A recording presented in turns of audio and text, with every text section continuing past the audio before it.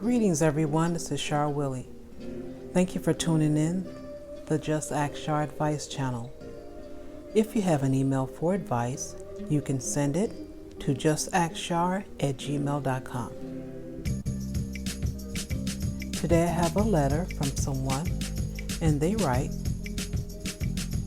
Dear Char, I know someone that if a discussion goes long enough, it always ends up in some type of fight. We could be having a fun time and then maybe out of boredom or because they want attention, he or she would throw a monkey wrench and start a fight or debate in which they never concede their point, no matter what the evidence that is brought up. If you try scientific evidence, he or she disputes the validity because the scientists are trying to trick us. If you tell him or her that they're trying to justify a large portion of the population or generalize by a small subsection, it turns into a, well, you just don't see what I see.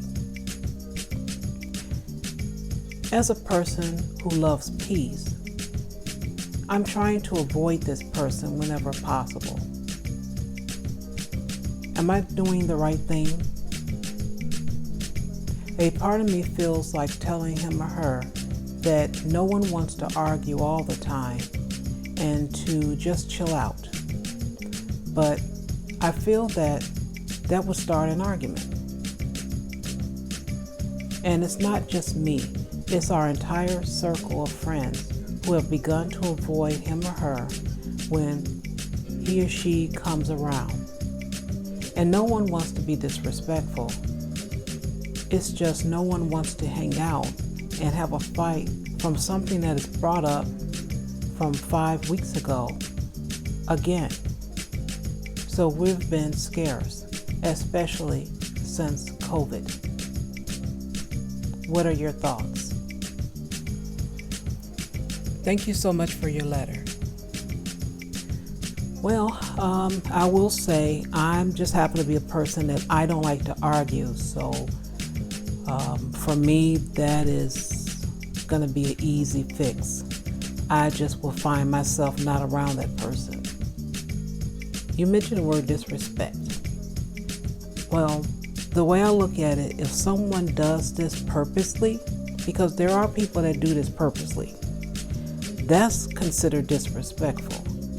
So if they do it on purpose, then they have no regard to my feelings. So why would I be, concerned and want to tiptoe around theirs? That isn't, fair at all. I often mention a guy I dated that would, try to do that, and the relationship did not last long because once I saw that's who he was, it only taken twice and I was ready. I was, I'm like, I don't like this and I'm out of here. So again, as I say, that's just my style. Now, you mentioned that because of COVID, you guys, really haven't been around each other. Once it's safe, again, to once the numbers go down because of the pandemic and it's safe to, be around everyone, what are you and your circle of friends going to do? Are you going to continue to tiptoe around this person just to make sure that their feelings aren't hurt or they feel comfortable in the relationships that you guys have? I mean, you have to think about that. Now, if you want to adjust your life to tiptoe around someone, then okay, go right ahead. But I wouldn't change who I am or, try to make that person that comfortable, and I'm the one that's uncomfortable all the time. But as you mentioned, your circle of friends are tired of this person. So, well, I would say as a group of people, confront this person. Let them know what's going on, how uncomfortable you all are when they are around. And you don't have to be mean when you tell the person the truth. You know, I had a situation with a person. They, kind of did the same thing. They would always start something. It was just the weirdest thing. And it was a guy, and I think he did it because, he wanted the attention. That's what I think happened, but I didn't stick around that long. Now, in my particular situation, I didn't have to see the person. So that was fine. This was virtual, so I just left. It's the way I look at it. You can have it. I've never been one to want to fight, when it comes down to something like that. You want it, go ahead. I don't have a whole lot to say anyway, so you can have the conversation. You can turn it and twist it any which way you want, and I'm out. And when you're gone, I'll come back.